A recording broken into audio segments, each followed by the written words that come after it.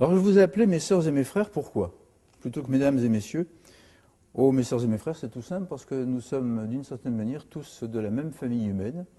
Sur le plan de l'anthropologie scientifique, nous sommes tous descendants, et là c'est une quasi-certitude, des mêmes hommes qui ont surgi en Afrique de l'Est et qui ont colonisé le monde entier et qui se sont diversifiés.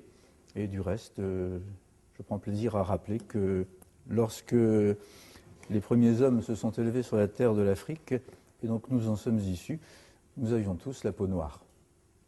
La peau blanche est un accident de variation, de l'évolution en fonction de circonstances climatiques. Tous les hommes initialement avaient la peau noire.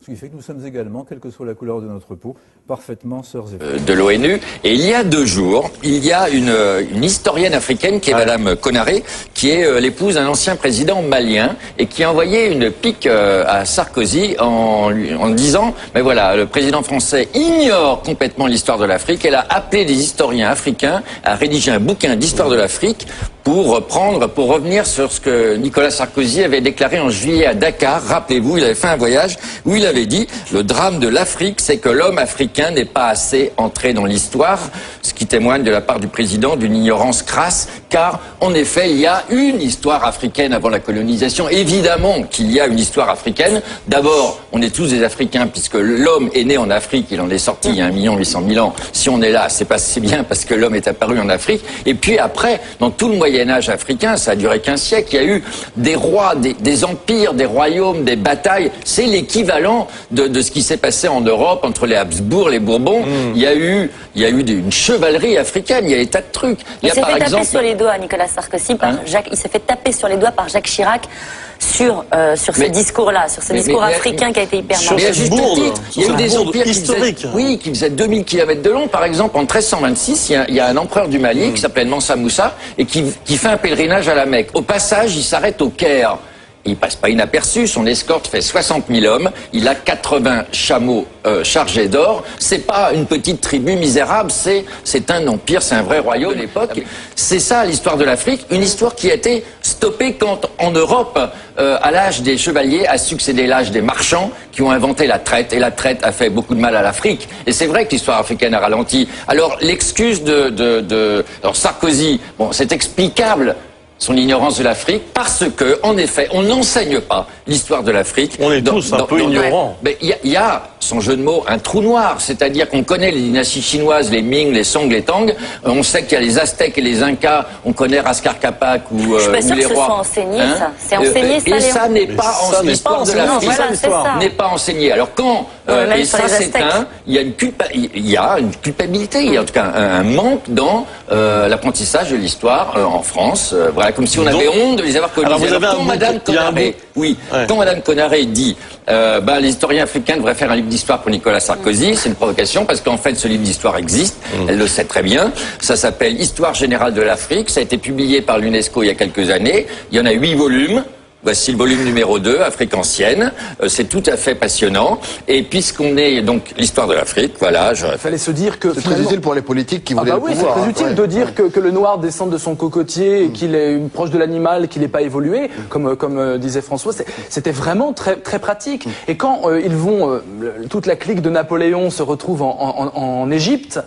En Égypte, il y a ce magnifique sphinx que l'on voit, et puis il y a Volney, qui est un grand intellectuel de l'époque, qui regarde le sphinx et qui se dit « c'est pas une tête d'arabe, ça, le sphinx. Les pommettes hautes, la bouche épatée comme ça. » Il regarde les Coptes autour, et il se dit « c'est un croisement entre un noir et un blanc. » Enfin, il y a quelque chose de négroïde dans le sphinx. Et évidemment, tout ça, ça a été étouffé. C'est dans ses écrits. Volney dit « le sphinx est noir. Enfin, le sphinx est plus proche du noir que de l'arabe. » C'est ce qui est logique, puisque les Arabes sont venus largement après la fin de l'Empire égyptien. Oui, mais il y a quand même une dire parce qu'en Égypte, du nord au sud, vous avez au sud des Noirs et au nord des Blancs. Bien sûr, mais vraisemblablement, c'est de par la Tanzanie que c'est parti, puisqu'ils ont simplement suivi le Nil. Et donc après, c'était un bassin métissé. Mais les premières dynasties, 5e dynastie, les grandes constructions géantes, ce qui fascinait Napoléon à l'époque, il se trouve que c'était peut-être des gens, peut-être pas négroïdes, mais en tout cas noirs de peau. Et à l'époque, le noir de peau posait problème. C'est tellement tabou ce que je vous dis là. C'est tellement hallucinant de se dire que peut-être que la civilisation, le début de la civilisation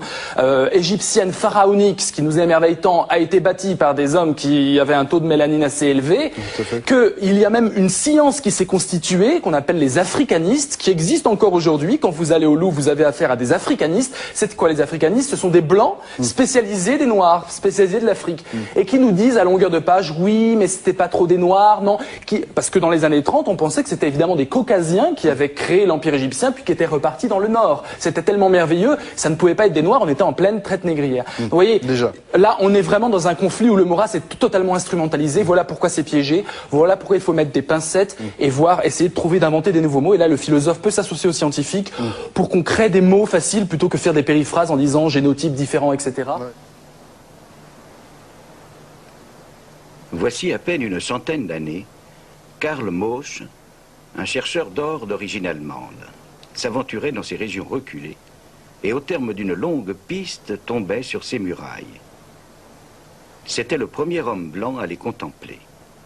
Ce qu'il avait découvert, mais il l'ignorait, c'étaient les plus grandes constructions humaines de toute la vieille Afrique, au sud de la vallée du Nil.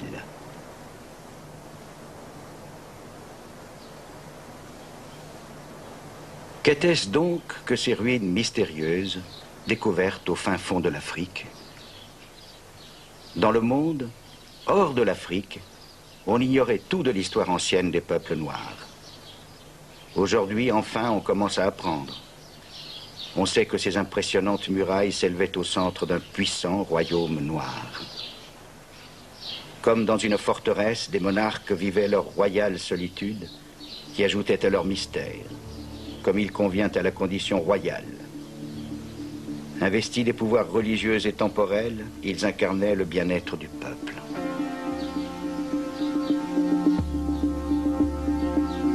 Une cité de pierre au cœur de l'Afrique. Pourtant, les Blancs qui les premiers la découvrirent étaient si aveuglés par leurs préjugés qu'ils ne pouvaient en accepter l'évidence. Plutôt que d'admettre la possibilité de l'existence d'une histoire véritablement et exclusivement africaine, ils trouvèrent des explications fantaisistes. Par exemple, ils parlèrent de rites en l'honneur de lointains monarques comme le roi Salomon et la reine de Saba. Le philosophe allemand Friedrich Hegel avait donné le ton. Bien que n'étant jamais allé en Afrique et ignorant tout de ses habitants, voici ce qu'il en disait publiquement en 1831. L'Afrique est le pays où les hommes sont des enfants. Une terre à l'écart de la lumière de sa propre conscience historique et baignée par les couleurs sombres de la nuit. À ce point, oublions l'Afrique et n'en parlons plus. Car l'Afrique n'appartient pas à l'histoire du monde.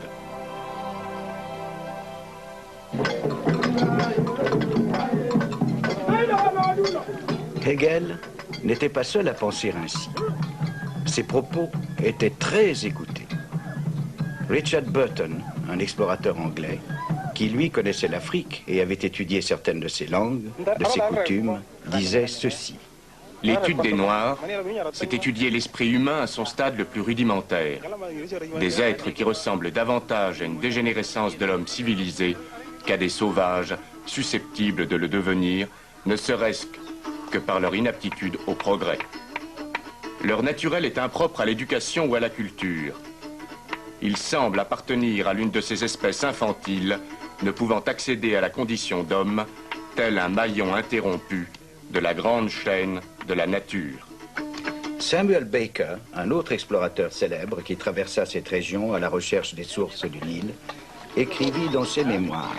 La nature humaine, à son stade le plus grossier, comme j'ai pu l'observer chez les sauvages africains, est précisément du niveau de la brute et ne saurait être comparée au noble caractère du chien. On ne trouve chez eux ni gratitude, ni pitié, ni amour, ni don de soi. Rien que la cupidité, l'ingratitude, l'égoïsme et la cruauté. Impardonnables, les Européens des XVIIIe et XIXe siècles préférèrent oublier ce que leurs ancêtres savaient fort bien, à savoir qu'en Afrique occidentale avaient prospéré de nombreux royaumes, aussi somptueux et bien gouvernés que d'autres en Europe médiévale. Qui plus est, les récits des commerçants et des diplomates ayant circulé dans ces royaumes n'étaient imprégnés d'aucune attitude de supériorité raciale. Le racisme, en fait, est un mal relativement moderne. Rien n'illustre plus clairement les changements qui allaient se produire que l'art européen de la Renaissance, et même antérieur à la Renaissance.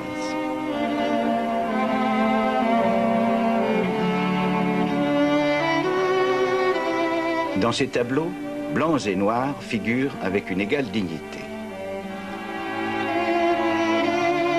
On n'y trouve aucune allusion à ce que plus tard, le monde devait appeler la nature humaine à son stade le plus grossier.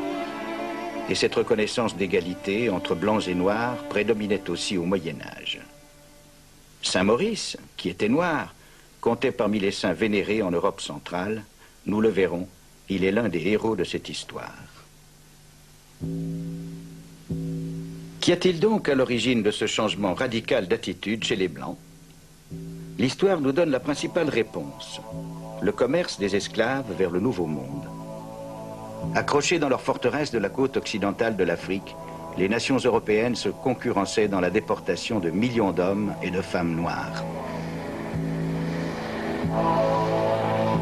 Les canons de ces Blancs n'étaient pas pointés vers l'Afrique, souvent considérée comme source de danger, mais vers l'océan, prêts à affronter les navires rivaux pouvant soudainement apparaître à l'horizon. Bien sûr, les Africains n'ont pas été les seules victimes du racisme et des préjugés de couleur. Mais s'ils ont davantage souffert que les autres peuples du monde, la raison en est d'abord là. Pendant plus de 300 ans, cette superbe côte a été le théâtre de la cruauté organisée et systématique.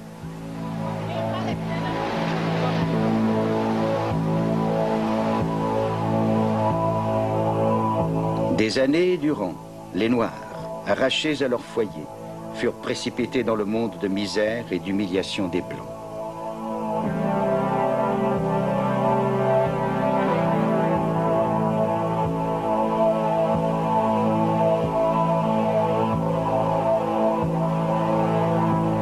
On les considérait comme moins qu'humains, comme des objets à acheter ou à vendre, comme du bétail contre lequel tout acte de violence et d'avilissement était justifié.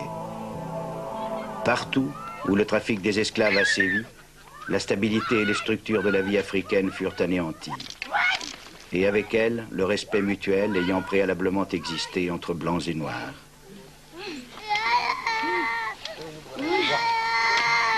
Le trafic des esclaves a cessé depuis longtemps. Il faut à nouveau réfléchir. Toutes ces vieilles idées sur l'infériorité des Noirs étaient complètement fausses, sans fondement. Elles doivent être balayées de notre esprit. Et alors, que de vérités à découvrir.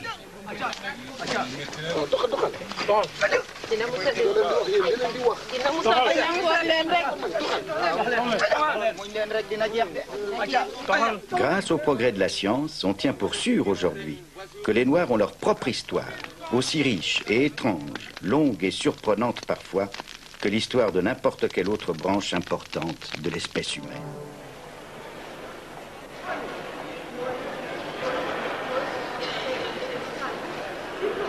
Émerveillé par les trésors du musée du Caire, on est enclin à penser à l'Égypte des pharaons comme à une civilisation en soi, ne devant rien ou presque rien aux influences extérieures de quelque origine que ce soit, comme à une civilisation entièrement originale. En écoutant le guide, la plupart des visiteurs doivent penser que cette statue, celle du jeune roi Toutankhamon, peut bien être devenue noire au cours des siècles, mais qu'en aucun cas, elle ne pourrait avoir été à l'origine la statue d'un noir. Cette idée se développe de plus en plus à présent, notamment chez les historiens et archéologues africains.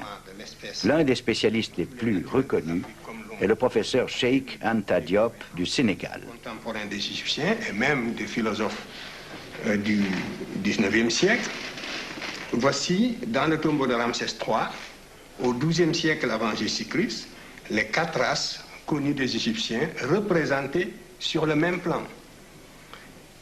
Ici, vous avez l'Égyptien, le type générique de la race. Donc, ici, c'est le type générique. de l'Égyptien. Ce n'est pas tel ou tel Égyptien en particulier, mais c'est le type général de l'Égyptien qui est représenté ici, en noir charbon, si je puis dire, avec toutes ses particularités ethniques. Et sur le même tableau, vous avez le type indo-européen représenté également, avec toutes ses différences par rapport au type égyptien, du point de vue de la couleur de la peau et du point de vue du vêtement.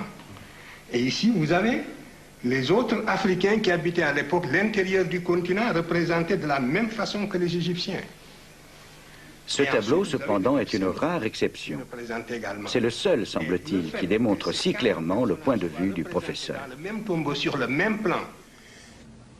L'Occident découvre que c'est l'Égypte et une Égypte noire qui a apporté tous les éléments de la civilisation à l'Europe. Et cette vérité, il n'était pas possible de l'exprimer. Voilà la vérité, voilà la réalité. Et ensuite, toute la ligne presque des égyptologues qui ont falsifié l'histoire de l'humanité de génération en génération et qui ont commis un crime le plus grave contre la science et l'humanité. Au sein de ces égyptologues aussi, il y a eu une tendance beaucoup plus modérée qui a essayé d'exprimer une vérité plus ou moins fardée. Voilà. Donc, c'est comme ça, de falsification en falsification, qu'on en est arrivé à dire que l'Égypte est un accident géographique en Afrique. Et quand on parle de l'Égypte, on parle de l'Orient. L'Égypte, c'est pas l'Orient, c'est l'Afrique. Hein? L'orientalisme est une frustration, c'est une falsification. Il faudra bien qu'il arrive un moment où, après 1000 vérifications, quand les Africains seront édifiés sur ces faits, hein, qu'ils prennent leurs responsabilités, et que dans certains domaines quand même, qu'ils s'écartent de l'idéologie, parce que les autres font de l'idéologie, même si aujourd'hui ils occupent le haut du pavé, même si aujourd'hui ils sont les pays les plus développés, ils ont failli dans le domaine de la transmission des connaissances dans le domaine des sciences humaines. Ils n'ont pas été capables, ils ont falsifié, parce que ce sont des savants de très haut niveau, c'est pas par ignorance, mais c'est par idéologie, c'est par réaction purement humaine qu'ils ont falsifié. Il y a eu des falsificateurs de l'histoire, ils ont commis ce que j'appelle, et je pèse bien mes mots, un véritable crime contre l'humanité, parce que c'est dégradant pour quelqu'un qui est chargé de propager le savoir, de transmettre sciemment des contre-vérités. Et il y a des générations entières de spécialistes occidentaux qui ont été coupables de ce crime à l'égard de l'humanité, et ils le savent. Ils le savent.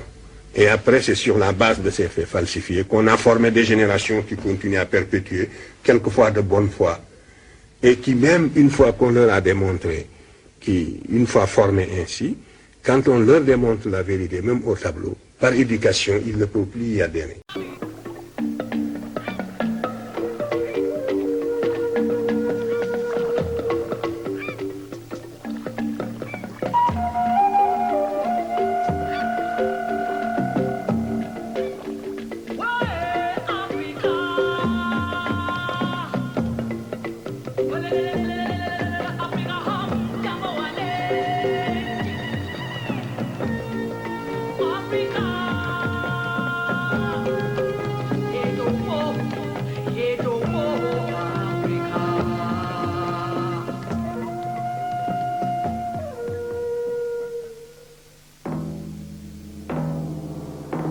Avec l'arrivée des Européens en vagues successives et régulières, dès le début du XVIe siècle, l'Afrique entra dans une phase la plus désastreuse de son histoire.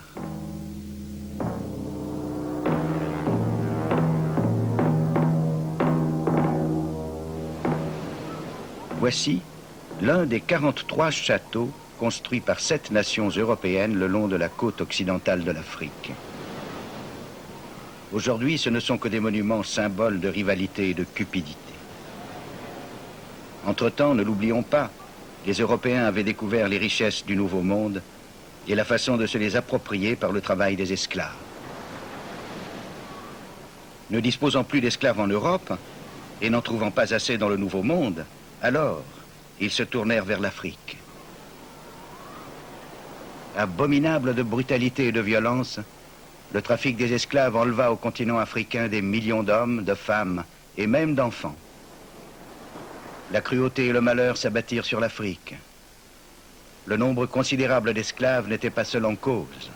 Chaque année, durant des siècles, ce trafic arrachait à l'Afrique sa main-d'œuvre, des hommes et des femmes rompus à l'agriculture, à l'artisanat et à toutes sortes d'activités indispensables.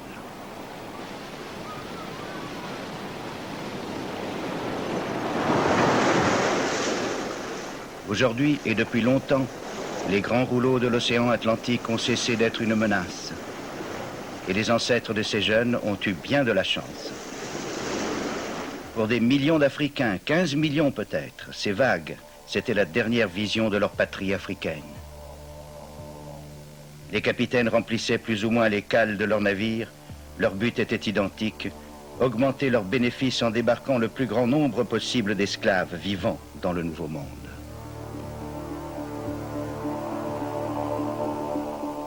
Capturées parfois loin à l'intérieur des terres, les victimes des esclavagistes noirs étaient conduites vers les forteresses des Blancs de la côte. Il y avait bien des protestations. Elles cessèrent de se faire entendre lorsque les bénéfices du trafic favorisèrent de plus en plus la corruption des rois et des marchands africains et même européens. Pour les Blancs, c'était chose normale et nécessaire même de considérer leurs victimes noires comme des sous-hommes. C'est l'esclavage qui engendra le racisme. À Cape Coast Castle, en Côte de l'Or, on construisit une chapelle pour la garnison britannique sur le sommet de la forteresse où, à tout moment, jusqu'à 1500 prisonniers noirs pouvaient être regroupés avant l'embarquement. Même le clergé n'osa protester contre l'esclavage. Certains étaient même prêts à partager les bénéfices.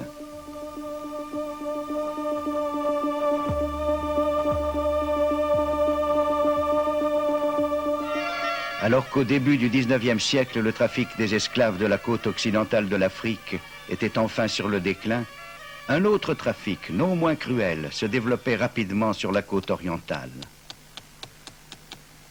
Le port de Bagamoyo, sur l'océan Indien, était bien connu des explorateurs européens qui y débarquaient avant de suivre les pistes de l'esclavage à l'intérieur des terres. Bagamoyo était l'une des grandes plaques tournantes du commerce des esclaves au XIXe siècle. Pour des milliers et des milliers de prisonniers désespérés, capturés dans les lieux les plus reculés, c'était la fin d'un horrible voyage au terme duquel ils atteignaient le littoral de l'océan Indien, puis étaient embarqués sur les navires des Arabes de Zanzibar.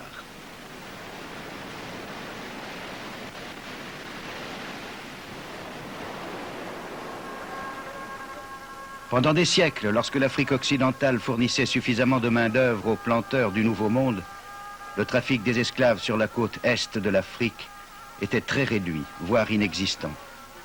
Le Moyen-Orient, l'Inde et la Chine recherchaient surtout des esclaves pour les besoins domestiques ou militaires. Sauf en Irak, pendant une brève période, il n'y avait pas de culture utilisant les esclaves en Orient. Les victimes n'en étaient pas moins des victimes, mais le trafic se pratiquait à une moindre échelle. Mais bientôt, à cause de Zanzibar, tout cela changea.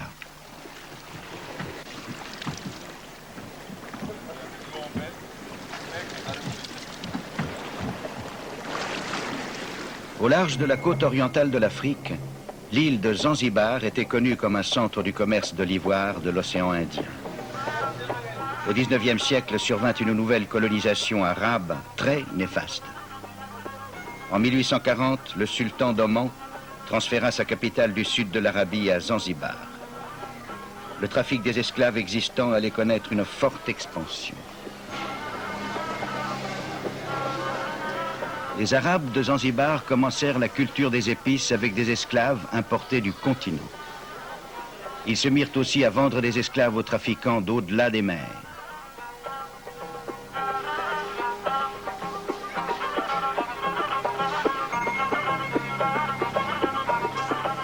De ce fait, cette véritable calamité qu'est l'esclavagisme gagna à l'intérieur du continent. En même temps que toute cette souffrance se répandait, des Européens, dotés d'un état d'esprit bien différent, arrivèrent. Ils voulaient percer les mystères géographiques du continent. D'autres générations plus tard s'intéresseraient au pôle Nord, au pôle Sud ou de nos jours à la Lune. Mais pour Mungo Park, Livingstone, Burton et tant d'autres, les lacs et les rivières légendaires de l'Afrique lançaient un irrésistible appel. Ils n'avaient aucune intention belliqueuse. Leurs fusils, c'était pour chasser ou pour se défendre. Ces hommes n'étaient pas responsables du fait que les routes qu'ils ouvraient serviraient bientôt, bien trop tôt hélas, à d'autres hommes dont les intentions étaient bien différentes, et qu'elles conduiraient en l'espace d'une génération à une transformation totale du continent africain. Ce qui étonne chez ces hommes remarquables, c'est qu'à de rares exceptions, ils étaient beaucoup plus intéressés par l'or et l'ivoire, par les terres à conquérir, que par l'homme africain. David Livingstone fut la grande exception. Pour les habitants de l'Afrique centrale, il fut sûrement le plus aimé des Européens ayant foulé leur sol. Missionnaire devenu explorateur, Livingstone remonta le Zambèze de sa source jusqu'à l'océan Indien. Il espérait que si le fleuve s'avérait navigable, c'est toute l'Afrique centrale qui pourrait alors s'ouvrir aux bienfaits de l'Évangile. En 1855, il est le premier homme blanc à contempler les chutes Victoria sur le Zambèze, très vite considéré comme l'une des merveilles naturelles du monde.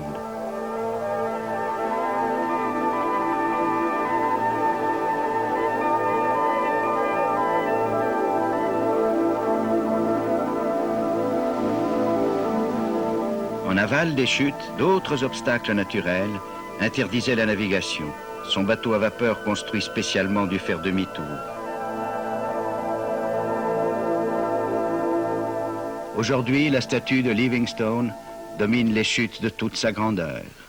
Sur la plaque, on peut lire « Au docteur David Livingstone qui découvrit les chutes du Zambèze ».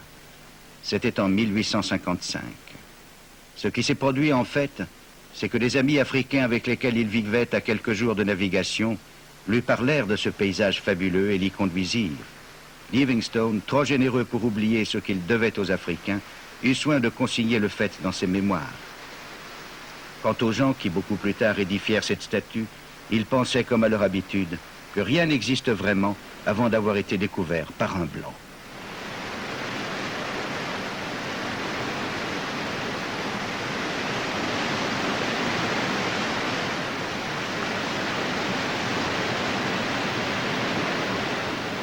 À Londres, les missionnaires ne furent guère impressionnés par les descriptions de ces merveilles terrestres.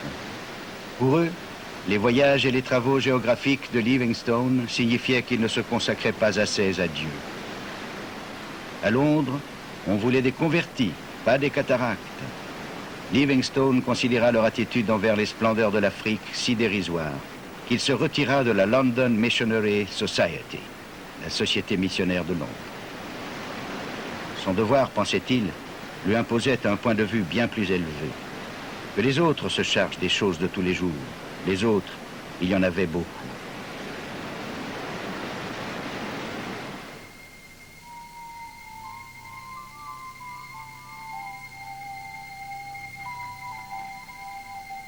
Une foule croissante d'hommes, de femmes, dévoués, arrivèrent de différents pays pour porter la bonne parole de Dieu dans ces terres païennes. La passe de Mangwe est un lieu historique sur l'itinéraire de l'homme blanc vers l'Afrique du Sud. Elle commande, au sud, le passage vers le désert du Kalahari et vers la République blanche d'Afrique du Sud. Au nord, les anciennes pistes menant à Bulawayo, la capitale du royaume Matabele. La frontière méridionale de ce royaume passait par ce col, unique point d'accès autorisé par le roi des Matabele, aux missionnaires, aux négociants ou aux chasseurs européens. La plupart des missionnaires de cette époque auraient approuvé ces paroles de Livingstone. Nous sommes venus parmi eux en tant que membres d'une race supérieure, aux ordres d'un gouvernement désireux d'élever la branche la plus vile de l'humanité. Nous sommes animés d'une sainte foi, et nous pouvons, à force de patients efforts et d'actions avisées, devenir des messagers de paix pour une race jusqu'ici dénigrée et rabaissée.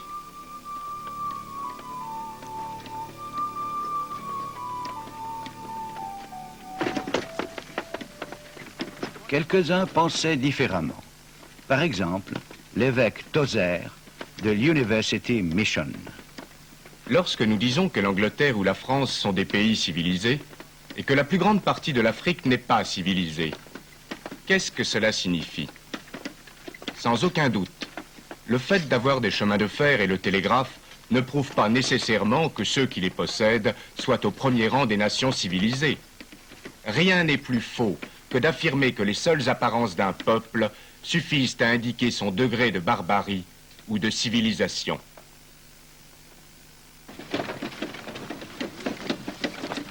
Néanmoins, la plupart des missionnaires pensaient être les seuls à pouvoir sortir les Africains de leur médiocrité spirituelle.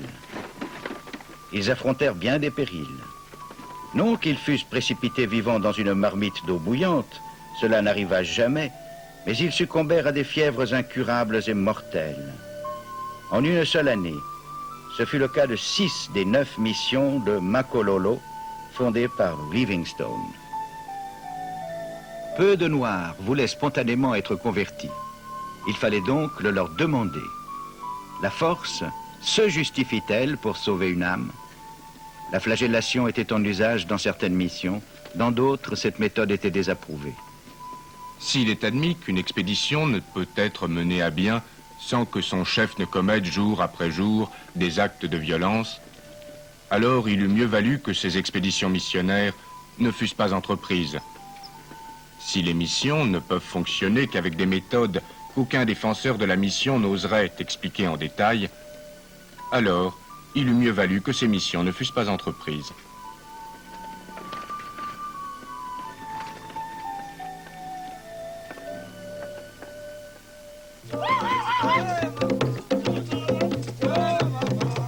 Il y avait une autre exigence fondamentale pour les missions. Si le message de l'Évangile devait être accepté, il fallait que les croyances spirituelles qui sont le fondement de toute la vie de la communauté africaine soient vidées de leur pouvoir et par conséquent détruites. Ce que les missionnaires étaient venus faire, c'était convaincre les Africains qu'ils devaient renoncer à leurs croyances, oublier leurs ancêtres et rejeter les structures profondes de leur culture.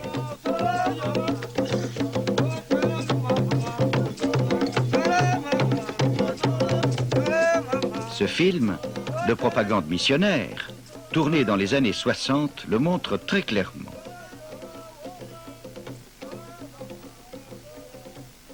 As these women, whose lives have been spent in the dark shadow of fear, listen to the radiant young girls, they wonder at their joy and confidence. En écoutant ces radieuses jeunes filles, ces femmes dont la vie s'est déroulée dans la peur s'étonnent de leur joie et de leur confiance. Elles se souviennent des offrandes si souvent faites aux fétiches qui n'ont servi à rien.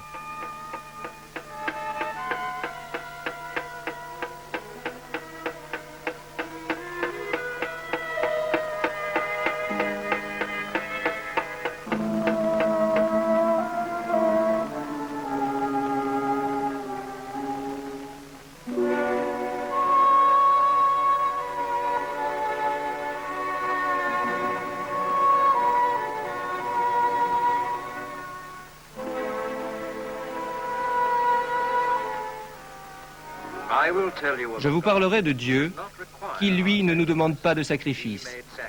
Il s'est sacrifié pour nous. Et elle montre à ces gens hantés par la peur le symbole de l'amour de Dieu.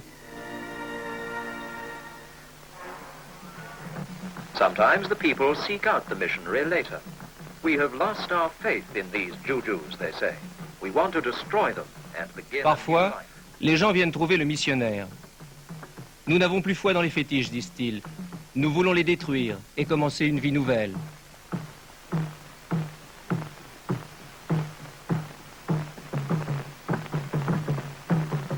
Some rejoice. Certains se réjouissent. D'autres se demandent ce qu'ils vont devenir.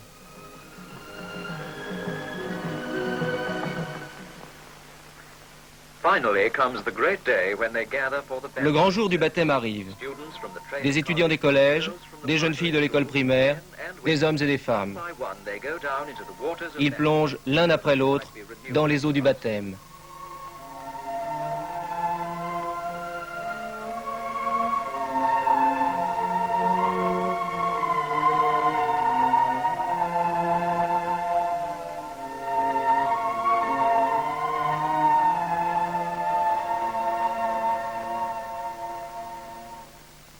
Un esprit sceptique se demanderait pourquoi une forme de renouvellement spirituel serait supérieure à une autre. Pour ces missionnaires, pas de doute, c'était le couronnement de leurs efforts.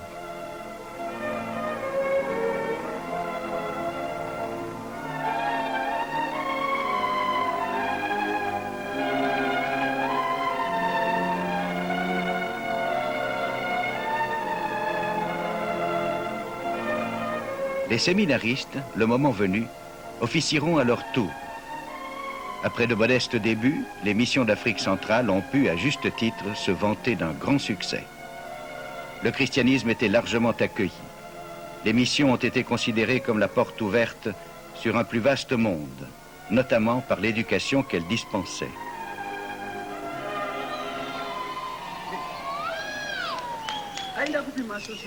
Wadi Love, une école méthodiste du Zimbabwe moderne. C'est un grand jour. Le ministre de l'Information, M. Nathan Chamuyarira, ancien élève de l'école, rend visite à Wadi Love. Cet événement met en évidence les fondements et les contradictions de l'histoire récente. M. Chamuyarira s'exprime au nom d'un gouvernement dont les idées radicales sont probablement en désaccord avec le conservatisme de l'Église. Cependant, c'est ici qu'il a été instruit et élevé dans la religion des colons blancs, dont le mépris pour les Africains était plus fort que leur engagement chrétien de fraternité.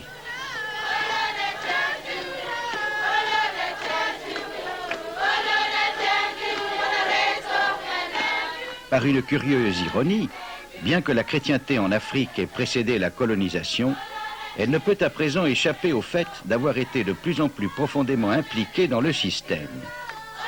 Les dirigeants étrangers ont beau être partis, le fond africain, lui, demeure.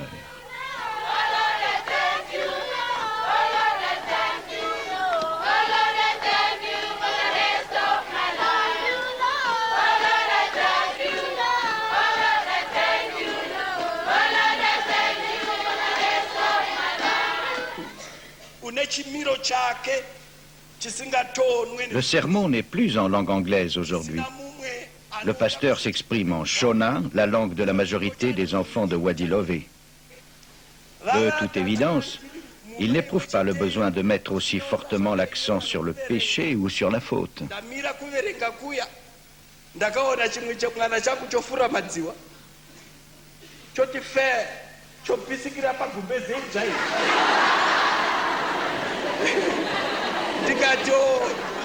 Dans quelle mesure l'enseignement des missionnaires faisait-il partie de l'instruction coloniale?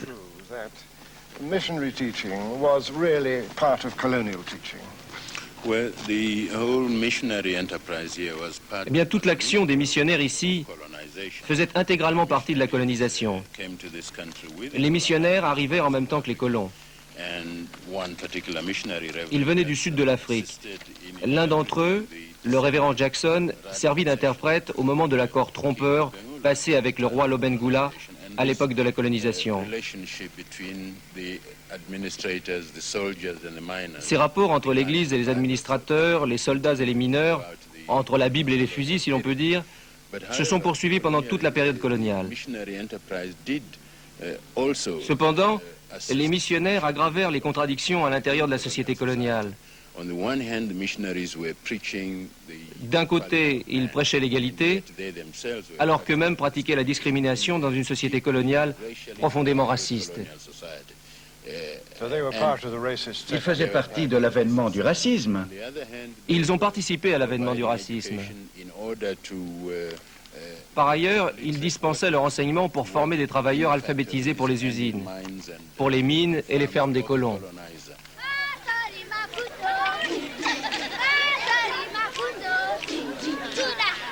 L'école a organisé une démonstration de gymnastique en l'honneur du ministre. La plupart des premiers missionnaires ont essayé de détruire les danses et les rythmes de l'Afrique, prétextant qu'elles étaient lascives et diaboliques. Cependant, la chrétienté noire a su résister à cette emprise. Pour ces jeunes des écoles, des missions, la réunion du passé et du présent est une source d'amusement.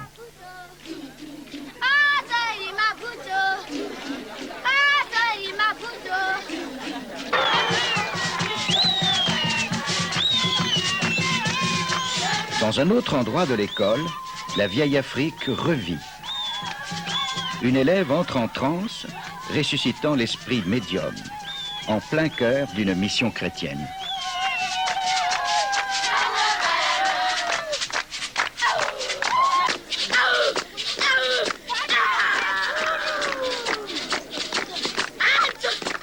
Encouragée par ses camarades, elle reprend un ancien rituel de la croyance Shona. Beaucoup d'Africains croient toujours que ceci est le moyen qu'utilisent les ancêtres pour communiquer avec les vivants.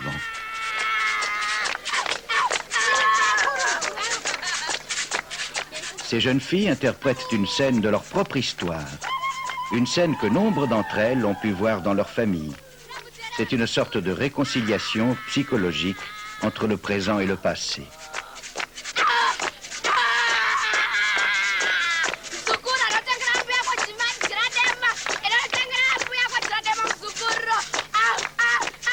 Comment mesurer les conséquences de l'action missionnaire du point de vue des Africains confrontés aux réalités de ce monde?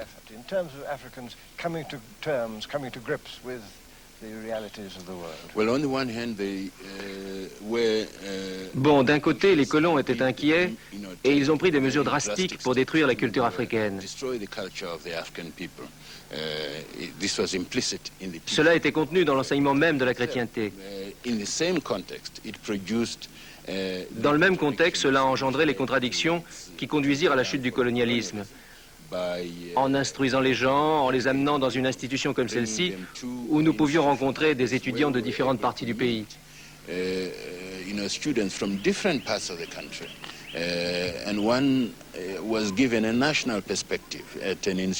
Dans une institution comme celle-ci, on vous donnait un avenir national. Et il était possible, en partant, d'organiser sa vie à un niveau national.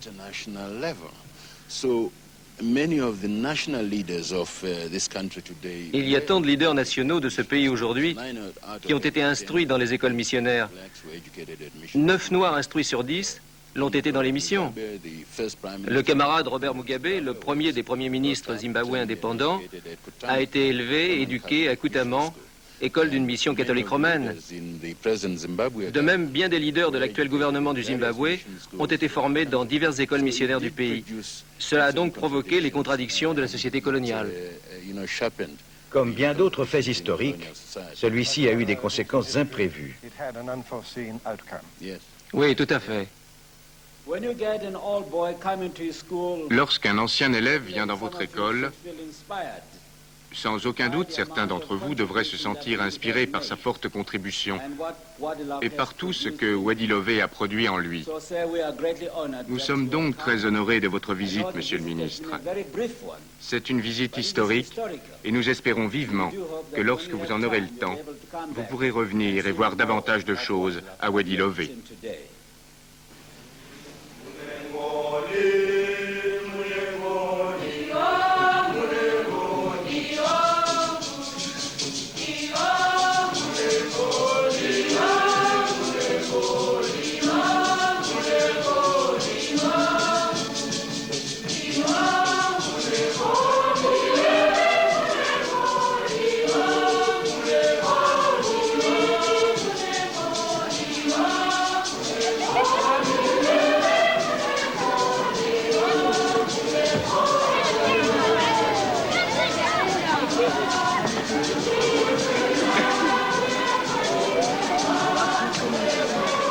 Le ministre est acclamé comme un héros en raison du rôle qu'il a joué dans la lutte pour l'indépendance du Zimbabwe. Et peut-être aussi parce que sa visite était l'occasion d'un jour de vacances supplémentaires.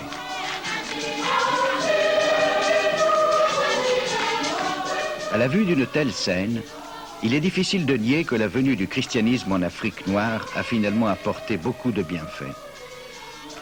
Ces enfants du Zimbabwe ont devant eux des possibilités et des libertés que leurs parents n'ont pas eues. Toutefois, ce fut chèrement payé. Une grande partie de la valeur de la culture africaine a été déformée ou enfouie sous les certitudes intolérantes d'une culture étrangère. En définitive, qui sait si les bienfaits matériels de l'œuvre missionnaire ne seront pas plus durables que les bienfaits spirituels ?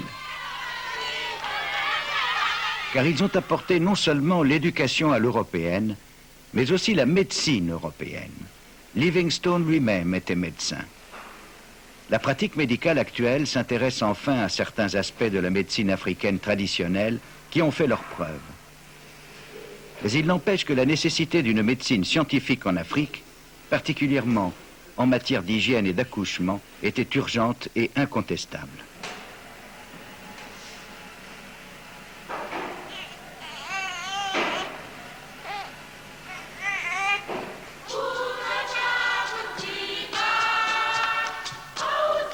Ce qu'il y a de plus plaisant peut-être pour un observateur étranger, c'est la façon dont les Africains ont adopté le christianisme à leur rythme et à leur style de vie.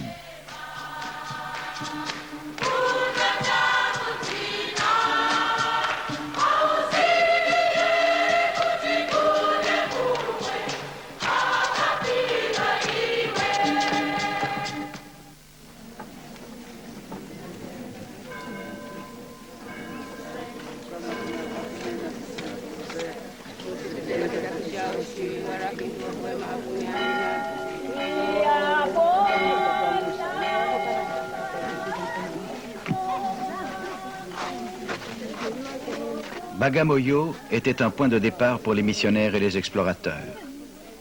Mais pour David Livingstone, Bagamoyo, ce fut la fin du voyage. C'est la première des missions catholiques en Afrique orientale. C'est ici que Susie et Chuma ont enterré leur ami David Livingstone, sa dernière demeure sur le continent africain. Pendant les derniers mois de sa vie, Livingstone a constamment été entouré par ses deux dévoués compagnons, Susie et Chuma.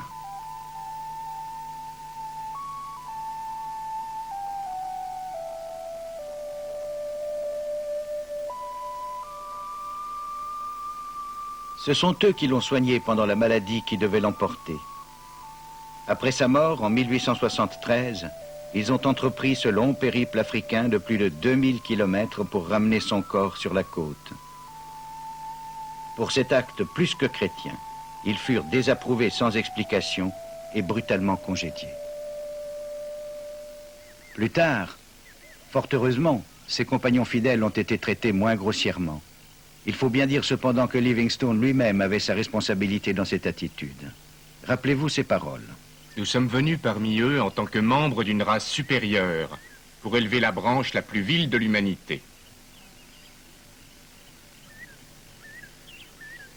C'était un homme de son époque, bien sûr, et de telles attitudes étaient fréquentes. Mais il affirmait aussi, et ceci n'était pas courant du tout, qu'on pouvait faire des Noirs les égaux des Blancs grâce à deux bienfaits de l'Europe, la chrétienté et le commerce. Voilà ce qu'il croyait, et il le croyait encore lorsqu'il mourut. Mais qu'aurait-il pensé s'il avait pu voir les conséquences de ces deux bienfaits de l'Europe ?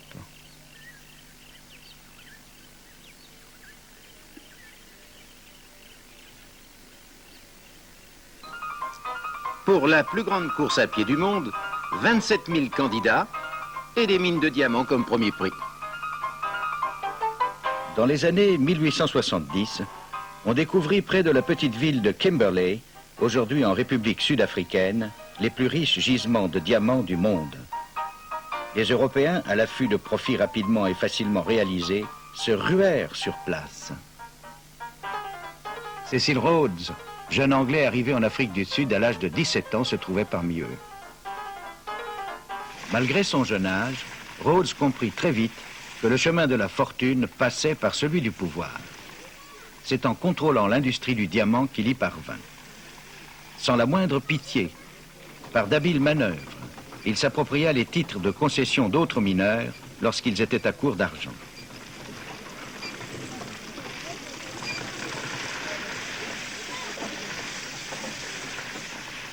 Rhodes voyait là la possibilité pour lui de devenir le roi du diamant. Son royaume allait être une Afrique où l'anglais, l'homme anglais, régnerait en maître. Il écrivit. Imaginez seulement ces lieux, actuellement habités par les représentants les plus méprisables de l'humanité. Quel extraordinaire changement s'ils passaient sous l'influence anglo-saxonne. Cet ancien film, tourné à Kimberley, donne une idée de cette attitude arrogante.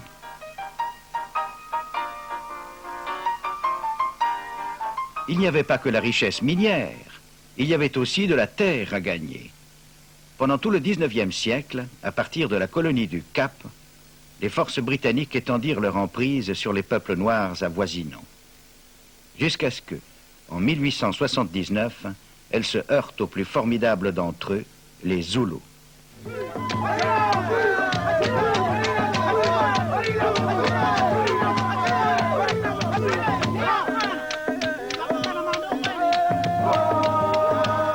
Jusqu'alors, cette conquête par les fusils s'était bien passée pour les Britanniques. Mais les Zoulous disposaient de 25 000 guerriers en armes. Leur souverain, Setchwayo, voulait la paix. N'avait-il pas été couronné avec l'accord des Britanniques? Mais les Britanniques, eux, voulaient la guerre.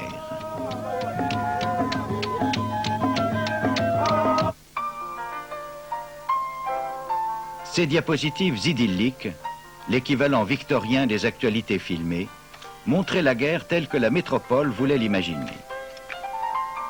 C'étaient les beaux jours de l'Empire, et ici les forces britanniques assujettissaient une fois de plus une foule de sauvages païens avant de leur octroyer la bénédiction de la civilisation anglo-saxonne. La réalité était tout autre. À Islandwana, les Zoulous infligèrent à l'Empire britannique la pire défaite de toute son histoire. Tandis que les Britanniques se précipitaient pour enlever le couvercle de leur caisse de munitions, ils furent littéralement submergés par les Zoulous. À la fin du jour, tandis que les Zoulous célébraient leur victoire, 800 soldats de Sa Majesté étaient étendus morts. Pas un blessé n'avait été épargné.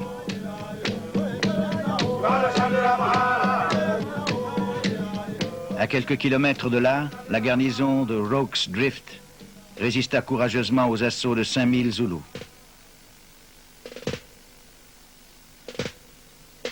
La puissance de feu de l'armement moderne joua son rôle dévastateur.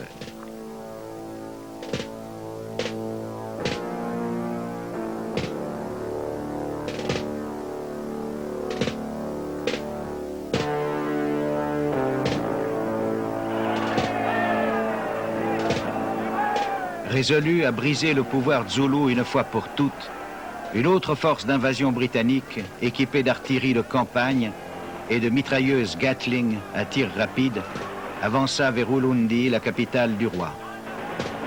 L'armée zoulou était sur place, et ce qui s'ensuivit fut plus un massacre qu'une bataille. Quelques 1500 Zoulous moururent au cours d'une charge stérile contre les armes à feu. On estima à 12 les pertes britanniques. C'en était fait de l'indépendance de la nation Zoulou.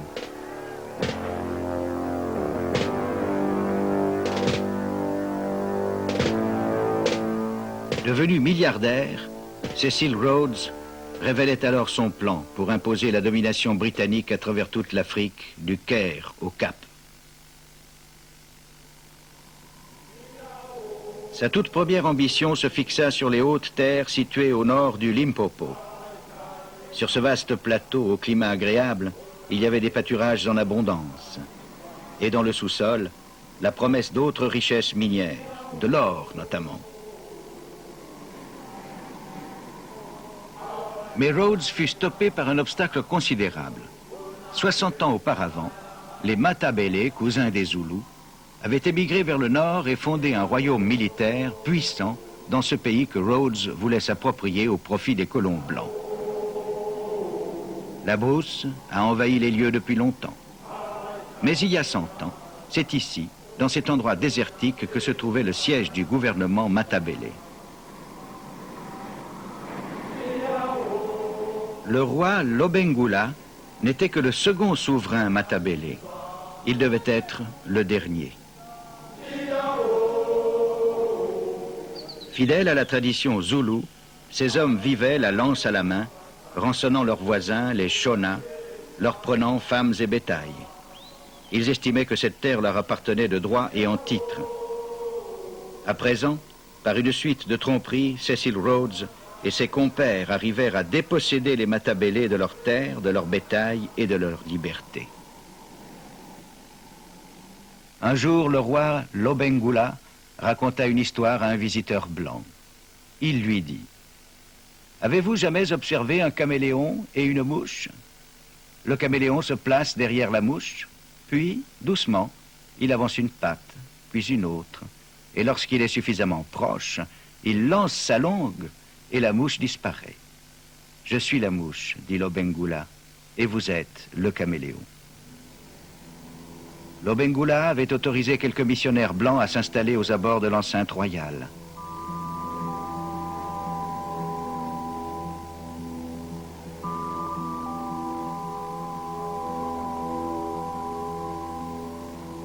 Les jésuites y avaient fondé une mission, mais leur vie de célibataire n'attirait guère les Matabélés.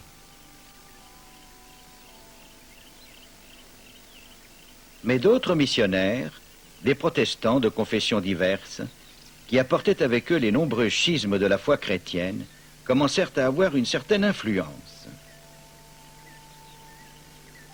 Mais non sans malentendu, comme cet homme plus que centenaire se le rappelle. Le premier missionnaire qui arriva ici s'appelait Helm. Et lorsqu'il disait « prions », on nous disait de fermer les yeux. On se méfiait de ce qu'il pourrait nous faire, alors on regardait entre nos doigts pour voir ce qui se passait.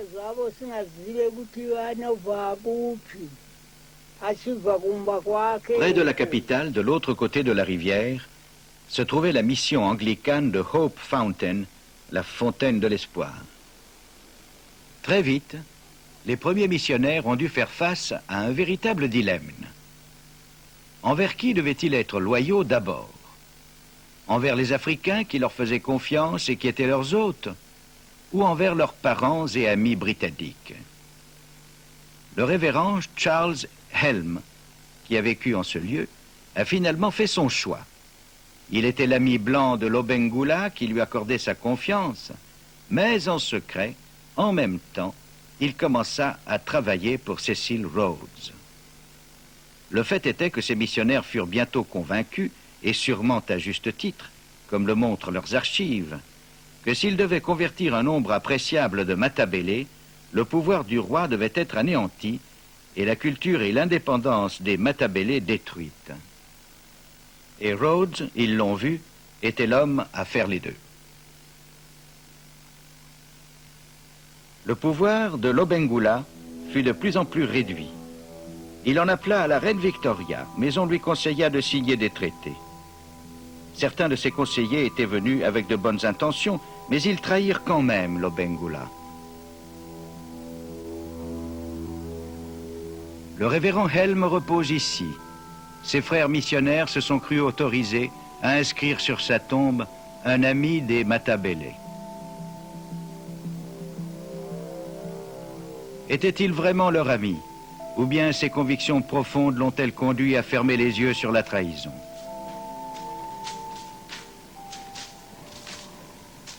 En 1890, Rhodes et ses hommes étaient prêts à marcher. Voici les scènes du film Rhodes Africa, Cecil Rhodes d'Afrique, relatant la célèbre épopée pionnière à la manière d'une glorieuse légende. Presque une justification en soi de leur droit à la terre qu'ils s'apprêtaient à confisquer.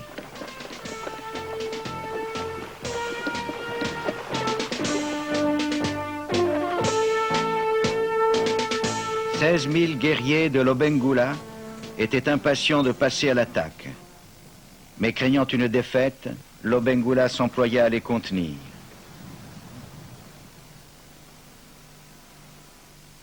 La colonne marcha vers le nord. Pour éviter un contact direct avec les Matabélés, elle traversa le pays Shona, peuple moins belliqueux. Chaque soldat avait reçu la promesse de 15 concessions d'or et d'une ferme d'environ 1500 hectares. Voici ce qu'en disait un contemporain. Un mélange comme j'en ai jamais vu de ma vie. Des hommes de toutes conditions, de l'aristocrate au truand, le meilleur et le pire de l'humanité. Une armée de briques et de broc. En fait, certains pionniers venaient des plus grandes familles du Cap. Si l'expédition devait échouer, Rhodes savait très bien que leurs influents pairs feraient pression auprès du gouvernement britannique pour obtenir une assistance militaire.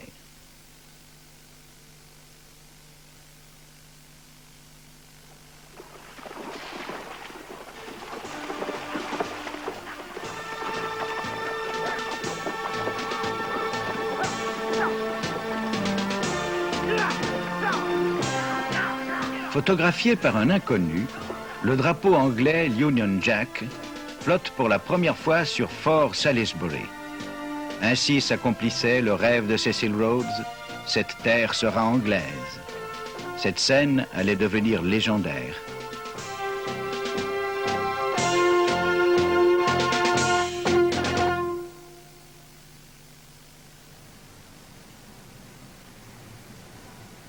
Fort Salisbury, fondée en ce lieu sans raison particulière, devint la ville moderne de Salisbury, aujourd'hui rebaptisée Harare.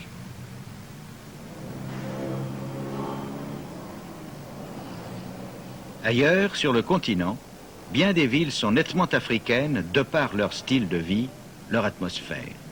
Ce n'est certes pas le cas ici. En l'espace de 60 ans, ils en ont fait le type même d'une ville occidentale.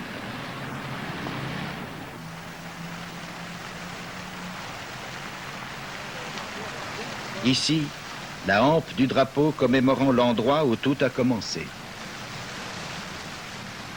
En pleine ville, on lit sur la plaque de ce monument « Au groupe de pionniers spécialement recrutés pour fonder la première population civile du pays Mashona ». Mais qui pouvait de plus se recommander de cette condition civile? Les Noirs qui habitaient le pays Mashona depuis longtemps et l'avaient fait prospérer, ou bien les Blancs qui le leur avaient pris par la violence et la tromperie? Cela peut paraître une question dure à présent, mais l'expropriation des Shona était rude elle aussi. Ils avaient colonisé la terre des siècles auparavant, ils l'avaient maîtrisée et domestiquée, et en plus maintenant, ils avaient perdu les droits attachés à leur origine.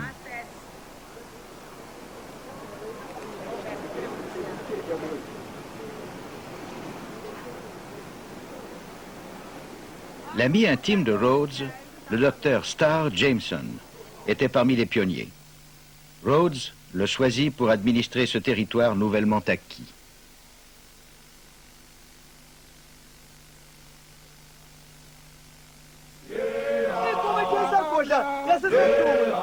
Au sud-ouest, les Matabele invaincus étaient toujours là. En 1892, Jameson décida qu'il était temps d'en finir avec eux.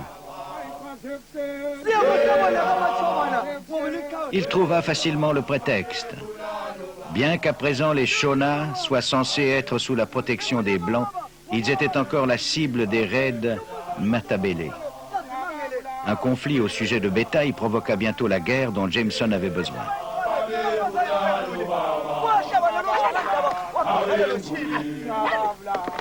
Selon la plus pure tradition, les guerriers Matabele se préparèrent à défendre leur capitale, Bulawayo, contre les troupes de Jameson qui s'approchaient.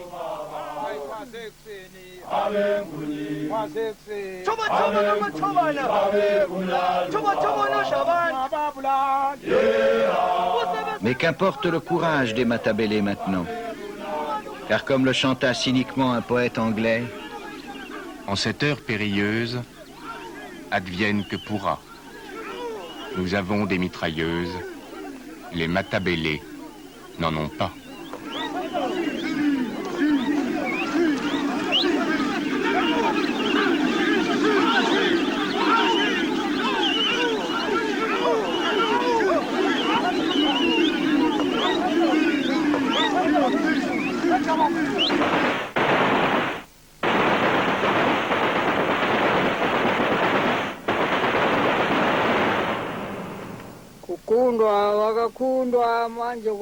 Les Européens avaient des canons et des fusils à tir rapide.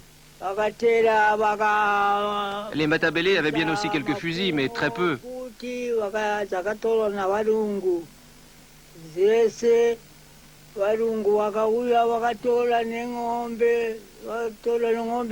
Ils virent les fusils des Européens. Que pouvaient-ils faire?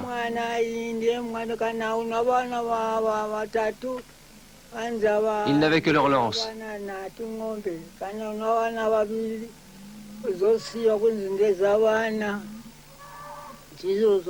Après la défaite, l'expropriation. Presque toutes les terres cultivables des Matabele et la plupart des 250 000 têtes de bétail furent confisquées par la compagnie anglo-sud-africaine de Rhodes ou par des colons indépendants. les structures de la vie matabélé furent brisées, la Société missionnaire de Londres écrivit à Rhodes pour le féliciter. En tant que missionnaires, nous avons peu de raisons d'avoir de la sympathie pour les matabélés. Nous n'en avons pas davantage à nous apitoyer sur la chute de leur pouvoir. On dit que Lobengula avait déclaré à ses partisans qu'il disparaîtrait comme une aiguille dans une botte de foin, plutôt que de voir les Blancs lui toucher un seul cheveu. Il disparut effectivement, tandis que ses guerriers essayèrent en vain de trouver un nouveau foyer au nord, de l'autre côté du Zambèze.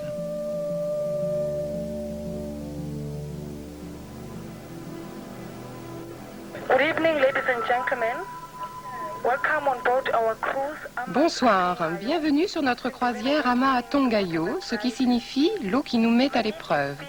Mon nom est Bibi et le commandant Sanversa est aux commandes ce soir. Les colons blancs commencèrent eux aussi leur marche vers le nord, au-delà de cette grande voie d'eau que David Livingstone avait explorée seul auparavant. Cecil Rhodes devait avoir l'insigne honneur de voir non pas une, mais 2 colonies africaines porter son nom. La Rhodésie du Nord et la Rhodésie du Sud. Nous nous trouvons à l'endroit le plus profond et le plus étroit du Zambèze. C'est ici que les pionniers le traversèrent en 1889. Ils firent flotter leurs wagons comme des radeaux. À vivre au contact du fleuve, un grand nombre de colons tombèrent malades et beaucoup moururent de malaria ou d'autres maladies tropicales.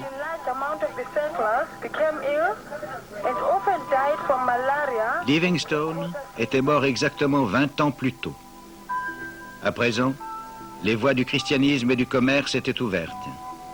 Ici, là où Livingstone avait trouvé, selon ses propres termes, une sécurité parfaite pour la vie et pour la propriété, mais où rien de tout cela n'existait plus pour les Africains. La résistance africaine existait encore. En 1896, 3 ans après, des guerriers matabélés qui avaient survécu au désastre, environ 14 000 hommes, certains armés de fusils à présent, se soulevèrent en une furieuse révolte. Ils s'abattirent sur des colonies de blancs isolés et massacrèrent plus d'une centaine de fermiers. Pris au dépourvu, les colons dans leur ensemble se replièrent à Bulawayo, dont ils firent un camp fortifié avec leurs chariots. Ensuite, les Shona, rendus furieux par les impôts et les travaux forcés dans les fermes des Blancs, se soulevèrent à leur tour. Conduits par leurs chefs religieux, Nehanda et Kagubi, ils menèrent un combat de guérilla opiniâtre qui dura plusieurs mois. Les 2 soulèvements ne furent écrasés qu'en 1897.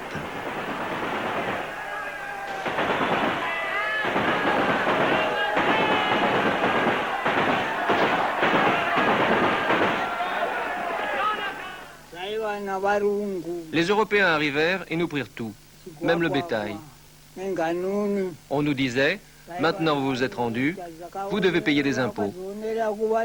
Si vous aviez un enfant, vous pouviez conserver une tête de bétail. Un animal par enfant, c'était comme ça.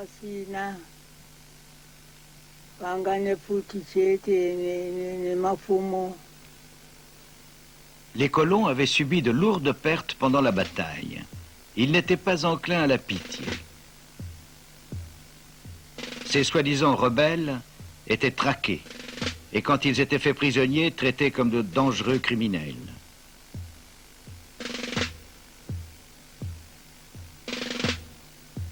Enchaînés les uns aux autres, ils étaient traduits devant des tribunaux expéditifs et souvent pendus au premier arbre venu.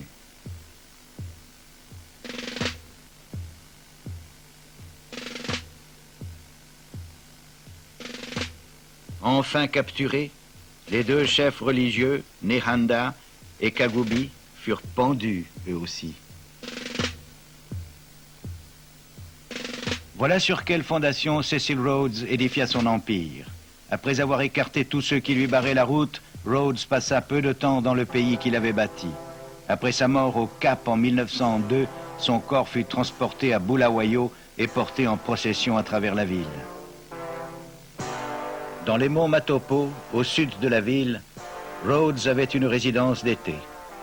Le soir, il aimait regarder le soleil se coucher sur cette vieille Afrique, dans l'histoire de laquelle il avait fait une entrée fracassante.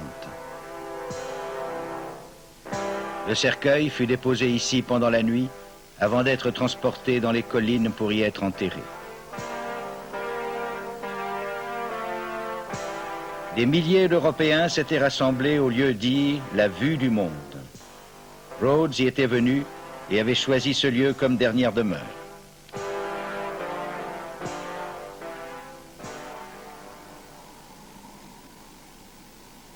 Ainsi, Rhodes fut-il enterré au cœur du pays qu'il avait conquis. Mais faut-il considérer ce monument comme l'acte final de prise de possession ou comme une dernière insulte au peuple qui l'avait dépossédé?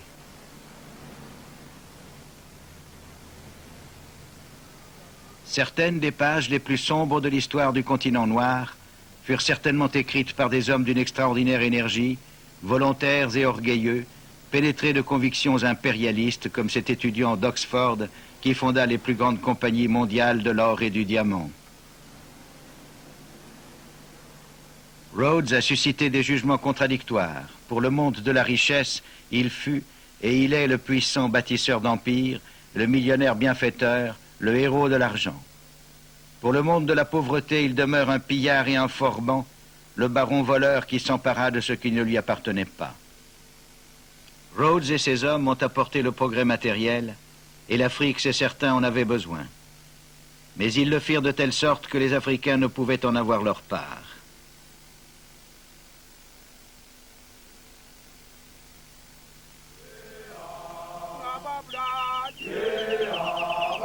Ils ont privé les Africains de leur liberté, cette liberté fondamentale qui permet à l'humanité d'aller de l'avant et de se développer.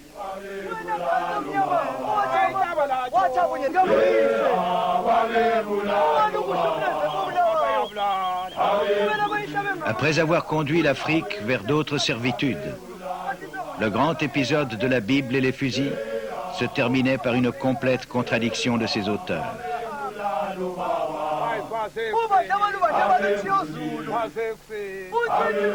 Plus que jamais, les principes et les rêves généreux d'hommes tels que Livingstone allaient être reniés, voire réduits à néant dans un proche avenir.